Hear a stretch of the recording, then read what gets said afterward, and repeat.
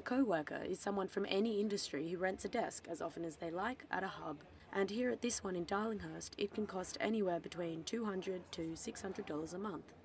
A new report from Hub Australia says that over half of its co-workers have improved their work-life balance in the last 12 months. A lot of the people that come to co-working are coming for the purpose of finding more meaning, that they might be leaving mainstream corporate careers because they want to work for themselves and want to have more work-life balance. In the same way that a corporate environment over the last few years has encouraged the BYO device in terms of you can choose which phone you want to use, which previously was, here's your phone kind of thing.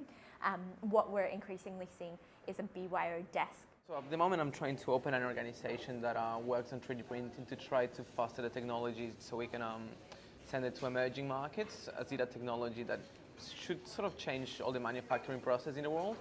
So my idea is to try to send this technology to emerging markets, focusing on Latin America. But Roberto also uses his design and branding background to contribute to other workers' projects.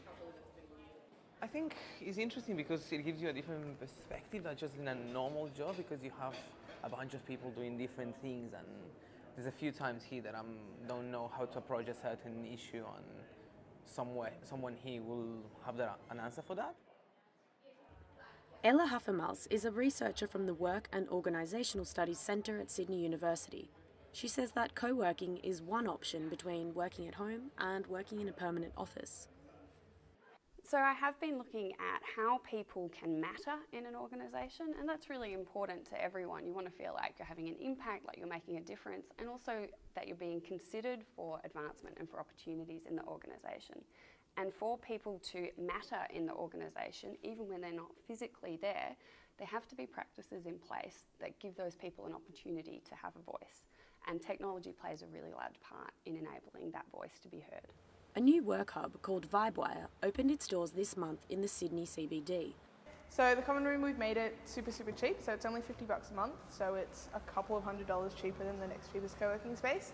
And as part of that, we've made it exclusive to people 28 and under. So our motivation for doing that was that we used to operate a co-working space that was open to sort of like change makers and entrepreneurs who were like young, and we had a discount for younger applicants.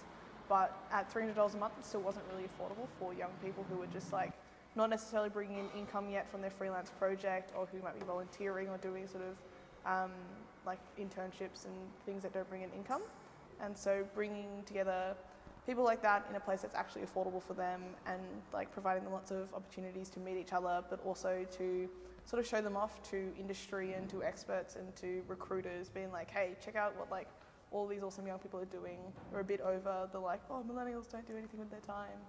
Organisational membership is always going to be important. Human interaction is always going to be really vital, but we also need to explore how we can use our space and our country differently to enable these new ways of working for increased productivity and for increased lifestyle choices as well. I actually enjoy coming here because at work, at my house, I don't work at all.